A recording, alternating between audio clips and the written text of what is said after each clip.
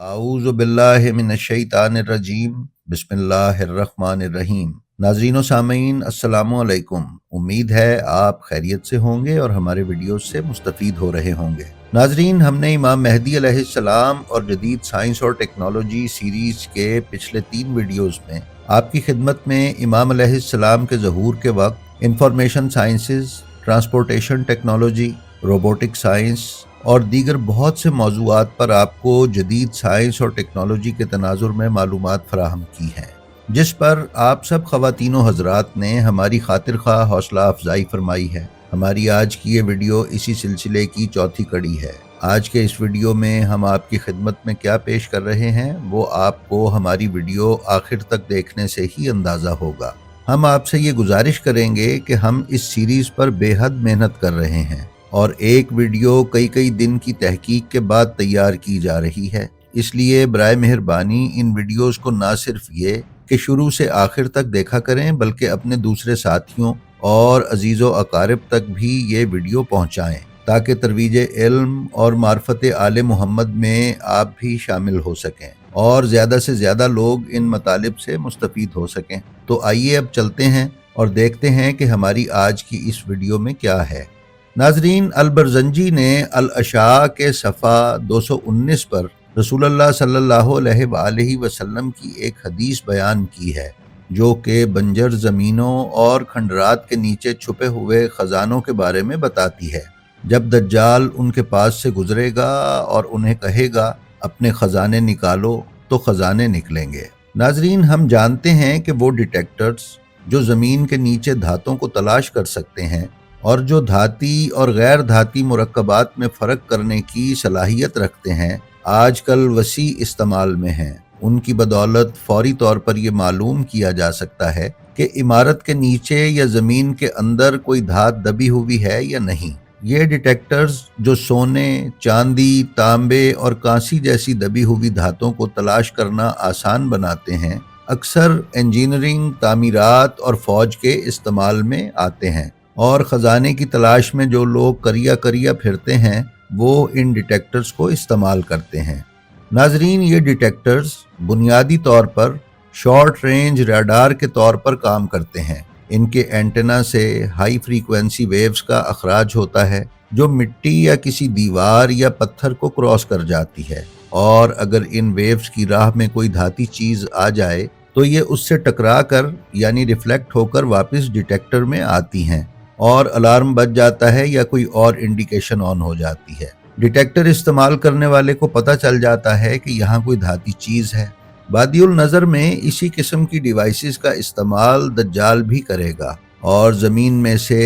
چھپے ہوئے خزانے نکالے گا۔ ناظرین، البرزنجی نے اپنی کتاب الاشاء کے صفحہ 216 پر بیان کیا ہے، وہ یعنی دجال دن میں 3 بار اپنے لمبے بازوؤں کے ساتھ سمندر میں داخل ہوگا اور ایک بازو سے سمندر کی تہہ میں ٹیک لگائے گا اور دوسرے ہاتھ سے سمندر کی تہہ میں صفایا پھیرتا ہوا جو چاہے پکڑ لے گا۔ کچھ مترجمین نے اس کا ترجمہ ایسے کیا ہے کہ وہ سمندر کی تہہ میں جھاڑو پھیر دے گا اور گہرے پانی کی مچھلیاں پکڑے گا۔ ناظرین، اب تک کی فشریز انڈسٹری میں گہرے سمندر سے مچھلیاں پکڑنے کا جو طریقہ استعمال ہو رہا ہے اسے ٹرولنگ کہا جاتا ہے۔ ماہی گیری کے بڑے بحری جہازوں میں لمبی جھاڑو کی شکل کے خاص میٹیریل سے بنے بہت بڑے ٹرول نیٹس استعمال کیے جاتے ہیں جن کو بہت لمبی سٹیل روپس کے ساتھ بحری جہازوں کے پچھلی طرف سے سمندر میں ڈالا جاتا ہے۔ ان نیٹس کا کھلا ہوا منہ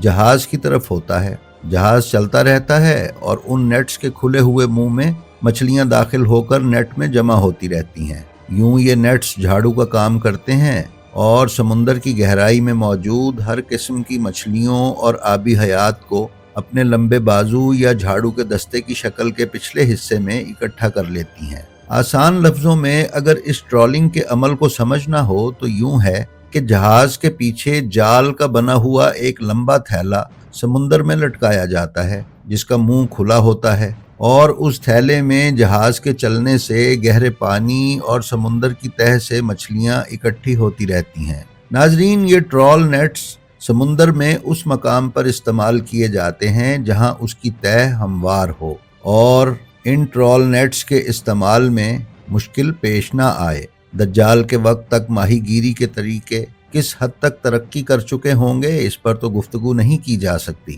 لیکن موجودہ ٹیکنالوجی اور طریقہ کار کو دیکھتے ہوئے حدیث کا متن سمجھنے میں کوئی مشکل نہیں ہے۔ ناظرین، پھر البرزنجی نے الاشاء کے ہی صفحہ 216 پر رسول اللہ صلی اللہ علیہ وآلہ وسلم کی حدیث کے ضمن میں ہی بیان کیا ہے کہ دجال اڑتا ہوا ایک پرندہ پکڑے گا اور اسے سورج کے نیچے رکھ کر بھونے گا۔ کئی دہائیوں سے ہم سولر ٹیکنالوجی سے آشنا ہیں۔ سولر کے ذریعے بجلی پیدا کرنا تو اب گھر گھر میں ہو رہا ہے، البتہ بغیر بجلی کے سورج کی روشنی اور حرارت سے چلنے والے فوڈ کوکرز اور واٹر ہیٹرز وغیرہ کا استعمال بھی ہمارے پاکستان اور دیگر کئی ممالک میں بڑی کامیابی سے ہو رہا ہے۔ ڈش اینٹینا کی طرح کی ایک ڈش جس پر سینکڑوں آئینے کے ٹکڑے لگائے جاتے ہیں، وہ سورج کی روشنی کو ریفلیکٹ کر کے ایک پوائنٹ پر اکٹھا کرتے ہیں۔ اس پوائنٹ پر ایک میگنیفائر گلاس یعنی محدب عدسہ لگایا جاتا ہے جو اس سورج کی روشنی اور حرارت کو کئی گنا بڑھا دیتا ہے۔ پھر اس حرارت کو کسی برتن پر ڈالا جاتا ہے جس سے اس کے اندر موجود کھانا پکنا شروع ہو جاتا ہے۔ یہ ایک انتہائی بنیادی اور 5ویں 6ٹھی جماعت کے بچوں کو پڑھائی جانے والی سائنس کی کتاب میں بھی پڑھایا جاتا ہے۔ اس لیے حدیث مبارکہ کا یہ حصہ کہ وہ آسمان سے اڑتا ہوا پرندہ پکڑے گا اور سورج کے نیچے رکھ کر بھونے گا کو سمجھنا کوئی مشکل نہیں ہے۔ دجال اپنے خروج کے بعد سائنس اور ٹیکنالوجی پر مبنی اس طرح کی کئی دھوکے بازیاں لوگوں سے کرے گا اور طرح طرح کے کرتب اور شعبدہ بازیاں دکھا کر لوگوں کو اپنی پیروی پر مجبور کرے گا اور اپنی ربوبیت منوانے کی کوشش کرے گا۔ ناظرین، ابن حماد نے الفتن میں اور البرزنجی نے الاشاء میں بیان کیا ہے کہ دجال لوگوں سے کہے گا میں ہی رب العالمین ہوں، میری ہی وجہ سے یہ سورج اپنے راستے پر چلتا ہے، اگر میں چاہوں تو اس کو اس کی راہ چلنے سے روک سکتا ہوں اور اسے قید کر سکتا ہوں۔ لوگ اسے سورج کو روکنے کا کہیں گے تو وہ سورج کو قید کر دے گا اور ایک دن کو ایک ہفتے اور ایک ہفتے کو ایک مہینے کے برابر کر دے گا۔ ناظرین، نبی کریم صلی اللہ علیہ وآلہ وسلم کی حدیث کے اس حصے میں دجال کے سورج کو قید کرنے کا ذکر کیا جا رہا ہے اور ذکر کیا جا رہا ہے کہ سورج کی وہ راہ یعنی آسمان کو وہ روک دے گا۔ حقیقت تو اللہ ہی بہتر جانتا ہے کہ اس وقت وہ کیا ایسا طریقہ استعمال کرے گا جس سے سورج رک جائے اور آسمان قید ہو جائے، لیکن اب تک کے ایجاد شدہ طریقوں سے جو چیز سامنے آئی ہے وہ سموک بامز ہیں جو اس قدر گہرے اور دبیز دھوئیں کے بادل پروڈیوس کرتے ہیں جن میں سورج چھپ جاتا ہے اور یہ دھوئیں کے بادل آسمان کو اپنی لپیٹ میں لے لیتے ہیں۔ اس طرح کے بموں کا استعمال پہلی اور دوسری جنگ عظیم میں کیا گیا۔ جب یہ بامز چلائے جاتے تو یہ ایک بہت بڑے علاقے کو اپنی لپیٹ میں لے لیتے اور سورج کی روشنی اور ہر قسم کی آواز کو روک دیتے، یہاں تک کہ طیاروں کے آنے اور پیراشوٹ سے اترنے والوں تک کا بھی پتہ نہ چلتا۔ کچھ اسی قسم کے طریقے استعمال کرتے ہوئے دجال سورج کی شعاؤں کو روکے گا اور آسمان کو لوگوں کی نظروں سے غائب کر دے گا اور کہے گا کہ دیکھو میں نے سورج اور آسمان کو قید کر لیا ہے۔ ناظرین، دجال کے پاس نہ تو خدا کا دیا ہوا علم ہوگا اور نہ ہی اسے کوئی خدائی مدد ملے گی۔ اس کی مدد وہی قوتیں کر رہی ہوں گی جو امام مہدی علیہ السلام کی مخالف ہوں گی، اور وہ دنیاوی لحاظ سے اس وقت کی سپر پاورز یعنی عیسائی اور یہودی ہوں گے۔ یہ لوگ جو شیطانی منصوبے بنا رہے ہیں وہ ہم سب کے سامنے ہیں۔ یہ لوگ سائنس اور ٹیکنالوجی میں جس قدر تیزی سے ترقی کر رہے ہیں وہ ہم روز دیکھ رہے ہیں۔ دوسری جنگ عظیم تک جتنی ایجادات ہو چکی تھیں اس پر سائنسدانوں کا خیال تھا کہ اب تک جتنی ایجادات ہو چکی ہیں اس سے زیادہ ایجادات اب ممکن نہیں ہیں، لیکن 1945 سے لے کر آج 2025 تک سائنس میں جو انقلاب آیا ہے اس پر بحث کی ضرورت نہیں ہے۔ امام کے ظہور کا درست وقت تو خدا ہی جانتا ہے، لیکن جب امام کا ظہور ہوگا تو سائنس اپنے عروج پر ہوگی۔ ٹائم ٹریول، لہروں کے ذریعے ماس ٹرانزٹ یعنی کسی چیز یا جسم کا برقی لہروں کے ذریعے ایک جگہ سے دوسری جگہ منتقل کیا جانا،